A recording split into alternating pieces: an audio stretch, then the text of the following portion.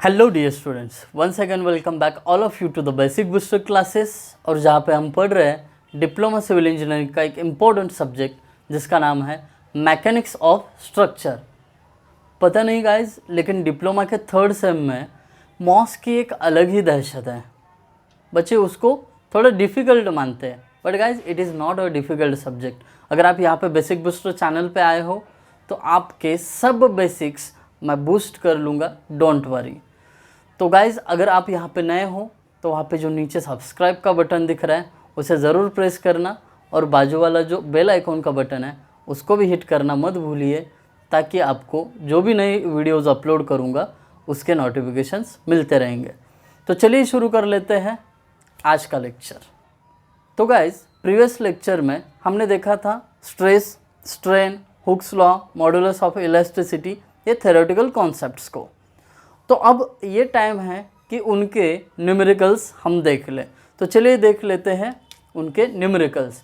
Numericals देखने से पहले उनके फॉर्मूलेज एक बार लिस्ट आउट करते हैं, ताकि न्यूमेरिकल सॉल्व करना आसान जाएगा। चलिए कौन से फॉर्मूलेज थे। सबसे पहले कॉन्सेप्ट देखा था हमने स्ट्रेस का। स्ट्रेस को किससे डिनोट किया जाता है? सिग्मा से। Sigma is equal to P upon A. Sigma यानी स्ट्रेस, पी यानी लोड और फोर्स, और ए का मतलब क्रॉस सेक्शनल एरिया होता है। कई बार बच्चों को ना स्ट्रेस को क्या बोलना है, नोटेशन क्या है, यही याद नहीं रहता है। तो स्ट्रेस को सिग्मा, ये याद रखो। सेकंड कॉन्सेप्ट था हमारा स्ट्रेन। अब स्ट्रेन जो था दो तरीके का था, जिसमें एक्चुअली तीन तरीके का था।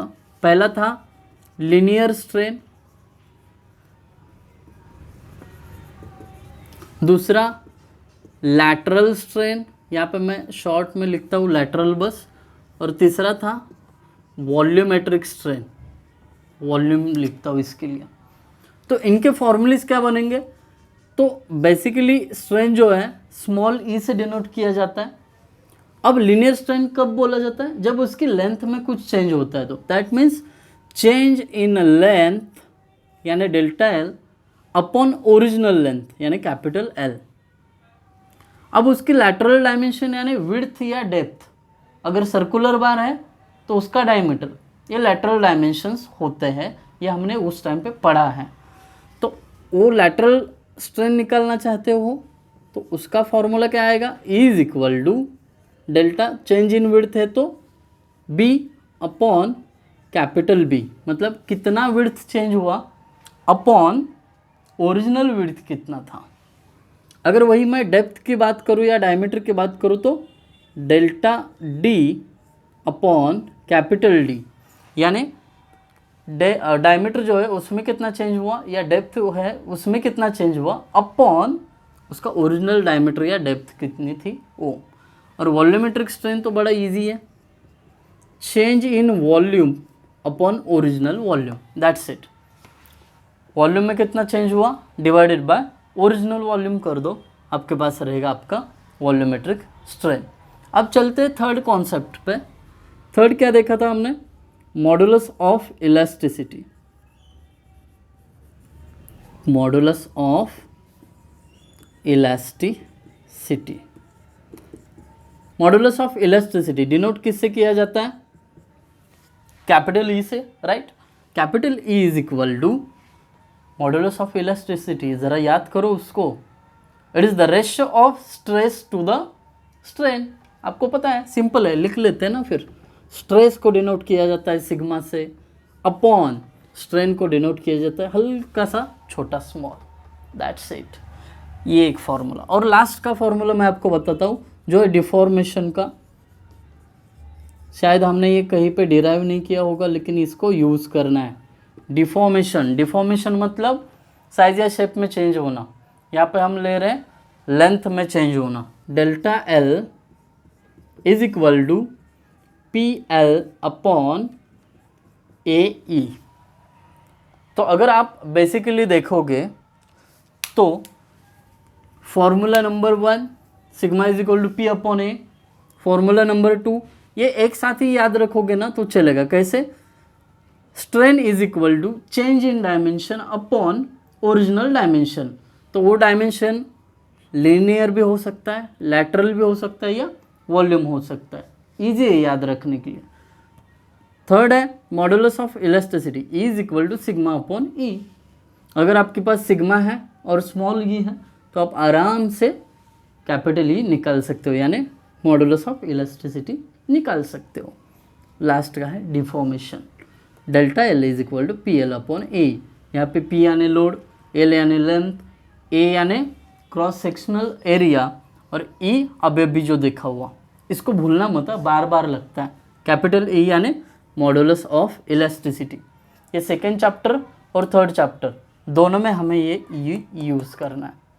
गाइस आपको ये फॉर्मूला रिवाइज हो गए, तो चलते हैं फटाफट न्यूमेरिकल की ओर। चलिए गाइस लिखिए पहला न्यूमेरिकल।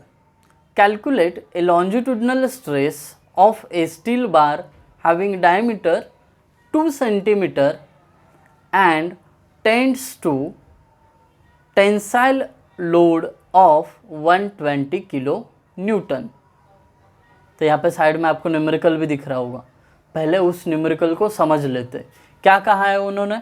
आपके पास एक स्टील बार है, मैं 3D में निकालता हूँ ताकि आप अच्छे से समझ जाओ। ओके, यहाँ पे देख सकते हो ये स्टील बार है। इसको थोड़ा डिज़ाइन भी करता हूँ ताकि आपको वो स्टील बार लगे, क्योंकि लगने पे बहुत सारा है। अगर आपको लगा ही नहीं ये स्टील बार है तो न्यूमेरिकल समझने के बात ही दूर रह जाएगी। ये देखिए ये स्टील बार है जिसका ये जो डायमीटर है ये कितना है? 2 सेंटीमीटर है। ये 2 सेंटीमीटर है और इस बार पे दोनों तरफ से टेंसाइल यानी पुल फोर्स कितना लग रहा है? 120 किलो न्यूटन। यहाँ पे 120, यहाँ पे 120 किलो न्यूटन। अब इस बार को दोनों तरफ से 120 किलो न्यूटन फोर्स से खींचोगे तो ये जो बार दिख रहा है इसमें स्ट्रेस कितना डेवलप होगा ये निकालना है। न्यूमेरिकल समझ में आया? अब चलते हैं इसका पोस्टमार्टम करने, यानी सॉल्यूशन निकालने। तो सबसे पहले कोई भी न्यूमेरिकल सॉल्व करना है तो आपको लिखना पड़ता है गिवन डेटा। क्या है गिवन? गिवन। अब बाकी चीज़ें लिखता हूँ मैं ब्लू पेन से, दिखने में भी अच्छा दिखेगा। गिवन क्या है? गिवन दिया हुआ है उन्होंने डायमीटर कितना है? 2 सेंटीमीटर। लेकिन जितने भी डायमेंशन है मुझे mm में चाहिए, तो 2 सेंटीमीटर को करो आप कन्वर्ट mm में। आपको पता है 1 centimetre is equal to 10 mm होता है, तो इसके हिसाब से 2 centimetre is equal to how much mm? एकदम सिंपल है ना, सही बोले आप, 20 mm। That's it. अब इसके बाद क्या दिया है इन्होंने? दिया है एक टेंसाइल फोर्स। टेंसाइल फोर्स यानी अपना P कितना है? कितना है force? 120 kilo Newton. 120 kilo Newton. But मैं आपको पहले ही बता दे रहा हूँ, जो भी आपको डायमेंशन लेने हैं या तो न्यूटन या तो mm, दो ही यूनिट्स में लेने हैं। तो ये किलो न्यूटन दिया है, फटक से इसको न्यूटन में करें। कैसे करेंगे? यूनिट कन्वर्जन में बताया था मैंने, फिर भी एक बार बता देता हूँ। ये जो k है ना बस रिप्लेस होगा 10⁻³ से, बाकी as it is. Got it? इसको थोड़ा सा रफ कर देता हूँ। यूनिट कन्वर्जन बहुत मैटर करते हैं जब आप न्यूमेरिकल सॉल्व कर रहे होते हो। चलिए जो गिवन है ये सब लिखा, और कुछ दिया हुआ है नहीं है? साइड में देख सकते हो और कुछ दिया है? नहीं दिया। अब गिवन लिखने के बाद सेकंड नंबर आता है कि क्या फाइंड आउट करना है वो लिखो, यानी टू फाइंड। क्या फाइंड आउट करने के लिए बोल रहे हैं? कैलकुलेट ए लॉन्जिट्यूडनल स्ट्रेस, यानी वही अपना sigma. Sigma is equal to question mark. Find out करने बोले, क्वेश्चन मार्क डाल दिया मैंने। अब चलते हैं सॉल्यूशन पे। अब कोई हड़बड़ाहट नहीं है, सोचना हमें है कि क्या फाइंड आउट करना है उस पे। अभी फाइंड आउट करना तो है सिग्मा। अब सिग्मा का फॉर्मूला क्लिक हो जाएगा आपको तुरंत। सिग्मा फाइंड आउट करना है मतलब सिग्मा का फॉर्मूला लिखना पड़ेगा। Sigma is equal to P upon A। Formula लिखने के बाद आप देख लो कि उसको फाइंड आउट करने के लिए क्या क्या मटेरियल चाहिए, एक P दूसरा A, यानी फोर्स और एरिया। तो ये मटेरियल अपने पास है या नहीं, ये कहाँ पे पता चलेगा? जाओ ना गिवन डेटा पे, चले गए हम, यहाँ पे P तो मिला, लेकिन ये क्या करे इस A का, A यानी क्रॉस सेक्शनल एरिया, क्या करे इसका मतलब क्या, यहाँ पे D क्यों दिया है? अगर आपको पता है डायमीटर से एरिया निकाल सकते हो तो इजी बन जाएगा। तो एरिया निकालने के लिए डायमीटर यूज़ करेंगे, और सर्कुलर सेक्शन का एरिया आप भली भांति जानते हो क्या होता है। यहाँ पे रफ में लिखता हूँ, A is equal to π/4 into D का स्क्वायर, या उसका दूसरा फॉर्मूला है A is equal to πr²। इतना सिंपल है। अगर आप ये लिखना चाहते हो तो डायमीटर को क्या करो, रेडियस में कन्वर्ट करो।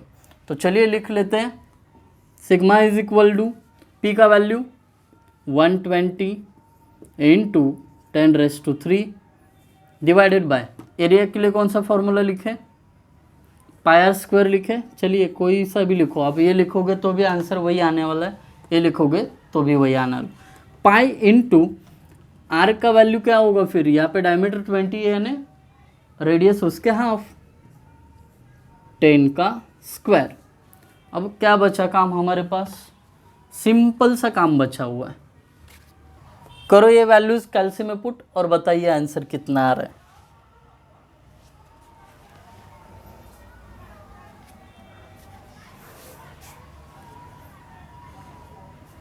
तो इसका आंसर है 381.97 न्यूटन पर mm²। ये इसका मेजरिंग यूनिट है। जब आप फाइनल आंसर निकालते हो हल्का सा ब्रैकेट उसको डाल दो, आपका आंसर रेडी है। चलिए सॉल्व करते हैं second numerical. A steel bar of diameter 20 mm and a length 2 meter having axial pull 45 kilonewton. Find stress, strain and elongation. Take capital E is equal to 200 GPa। तो ये बाजू में जो numerical दिख रहा है यही न्यूमेरिकल हमें सॉल्व करना है। तो आपको अच्छी तरह से पता है न्यूमेरिकल सॉल्व करने से पहले हम उसको समझ लेते हैं। उन्होंने क्या दिया है, एक स्टील बार दिया है, अगेन स्टील बार है जिसके ऊपर एक्सियल पुल है कितने का, 45 किलो न्यूटन का। अब ये जो बार है इसका डायमीटर कितना है, अभी गिवन में लिख ही देता हूँ मैं, गिवन डायग्राम निकाला, इस पे लोड कितना है, P इज इक्वल टू, ये ब्लू पेन से लिखता हूँ, P is equal to 45 kilo newton. लेकिन आपको अच्छी तरह से पता है मुझे किलो न्यूटन में नहीं न्यूटन में चाहिए वैल्यू, तो क्या करना पड़ेगा, सिंपली किलो को रिप्लेस करना पड़ेगा 10⁻³ से, बाकी न्यूटन तो एज इट इज़। अब इसके साथ दिया है लेंथ भी, लेंथ इज इक्वल टू कितना है, 2 मीटर। ये जो लेंथ है इसका कितना है, 2 मीटर है। तो 2 मीटर में चलेगा क्या, नहीं, मुझे mm में चाहिए, तो करो कन्वर्ट। मीटर का कन्वर्जन आप भली भांति जानते हो, 10⁻³ अगर करता हूँ तो ये mm में हो जाएगा। यूनिट्स कन्वर्जन इम्पोर्टेंट है। लेंथ के बाद और क्या दिया है इन्होंने, डायमीटर भी दिया है। देखिए डायमीटर कितना है, 20 mm, ये तो खुद mm में है। और उसके साथ लास्ट में देखोगे तो लिखा है take capital E is equal to 200 GPa। Previous lecture में आप देखोगे तो लास्ट में मैंने इसका कन्वर्जन बताया। तो इसको न्यूटन पर mm² में कैसे लिखते हैं, 200 इंटू GPa की जगह 10⁻³ न्यूटन पर mm²। That's it. ये GPa की जगह 10⁻³ न्यूटन पर mm², ये वैल्यू आएगा। तो अब हम सब गिवन जो है लिख चुके हैं। अब चलते हैं अपन क्या फाइंड आउट करना है उस पर। क्या बोला है फाइंड आउट करने के लिए, टू फाइंड, पहली तो चीज़ बोली है इन्होंने स्ट्रेस, यानी सिग्मा। ओके, सेकंड चीज़ इन्होंने बोली है स्ट्रेन, स्ट्रेन यानी स्मॉल ई क्वेश्चन मार्क। और थर्ड चीज़ बोली है डिफॉर्मेशन, यानी डेल्टा एल कितना है। डिफॉर्मेशन को डेल्टा एल बोले थे जब न्यूमेरिकल से पहले फॉर्मूला लिख रहे थे हम। तो ये तीन चीज़ें हमें फाइंड आउट करनी है, बड़ी आसान है। तीनों के फॉर्मूलेज हमें पता है, लेकिन जो फॉर्मूला यूज़ करना है वो डिपेंड करेगा कि आपके पास दिया हुआ क्या है। तो चलिए देख लेते हैं सॉल्यूशन इसका। अब सबसे पहले तो हम थोड़ा सा सोचते हैं सिग्मा के बारे में। पहली चीज़ यहाँ पे लिख देता हूँ, सिग्मा इज इक्वल टू, उसके लिए एक ही फॉर्मूला है, क्या है, P अपॉन A। अब आपको सिग्मा चाहिए तो P भी चाहिए और A भी चाहिए। एरिया का फॉर्मूला आप भली भांति जानते हो, π/4 इंटू डी रेस टू 2। तो करेंगे यूज़ यहाँ पे A के फॉर्मूला में। P का वैल्यू कितना है 45 इंटू 10⁻³ डिवाइडेड बाय एरिया का फॉर्मूला π/4 इंटू डी का वैल्यू कितना है यहाँ पे 20 का स्क्वायर। तो अगर आप इसको कैलकुलेट करते हो, ये कैल्शियम में पुट करो। कैल्शियम में पुट करते वक्त ध्यान रखना कि आप कहीं ब्रैकेट तो मिस नहीं कर रहे हो, ब्रैकेट्स डाल के कैलकुलेशन करने हैं। तो इसका वैल्यू आपको मिलेगा 91.67 न्यूटन पर mm स्क्वायर। ये तो हो गया अपना पहला आंसर, तो मिल गया हमें। इतना सिंपल है, पहला आंसर मिल गया। अब चलते हैं दूसरे की ओर। अब आप सोचिए थोड़ा उसकी ऊपर, स्मॉल ई के ऊपर सोचिए थोड़ा। Small E is equal to, calculate करना है। दिया हुआ क्या है, स्मॉल ई का बेसिकली फॉर्मूला क्या है, change in length upon original length. यहाँ पे ओरिजिनल लेंथ तो दी है, लेकिन चेंज इन लेंथ हमें खुद फाइंड आउट करनी है। कहाँ पे है, डेल्टा एल। तो वो तो फॉर्मूला यूज़ नहीं कर सकते। हमारे पास दूसरा एक फॉर्मूला है, देखिए कहाँ पे आता है ई, कैपिटल ई आपने देखा हुआ है। Capital E is equal to sigma upon E, ये फॉर्मूला देखा। अगर मैं छोटा ई इधर लेके जाता हूँ तो क्या हो जाएगा, सिग्मा अपॉन कैपिटल ई। अब छोटा ई निकालने के लिए सिग्मा अपॉन कैपिटल ई की ज़रूरत है, जो कैपिटल ई भी यहाँ पे दिया हुआ है।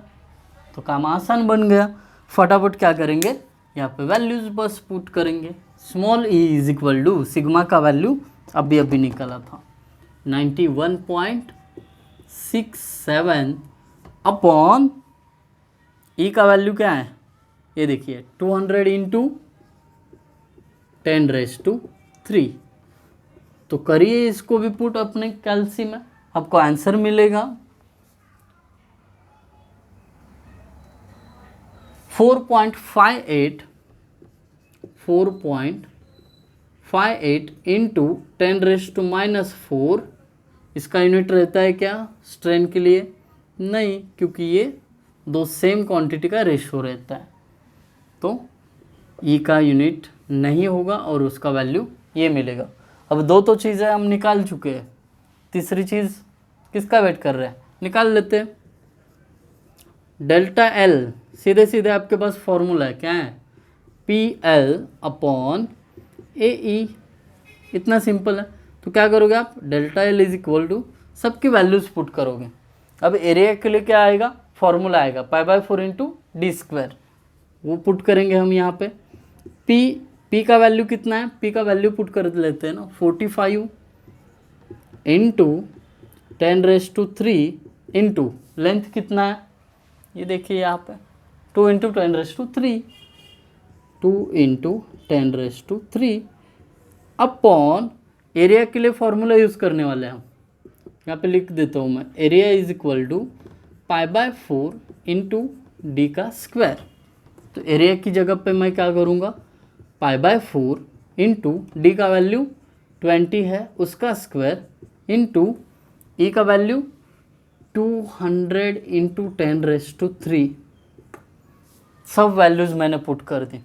अब क्या करना है, सिंपली आपको अगर डिफ़िकल्ट लगता है पहले न्यूमरेटर का कैलकुलेशन करो, उसका वैल्यू लिखो, फिर ये डिनोमिनेटर का कैलकुलेशन करो, फिर उसका वैल्यू लिखो और दोनों को डिवाइड करो। That's it. आपको डेल्टा एल मिल जाएगा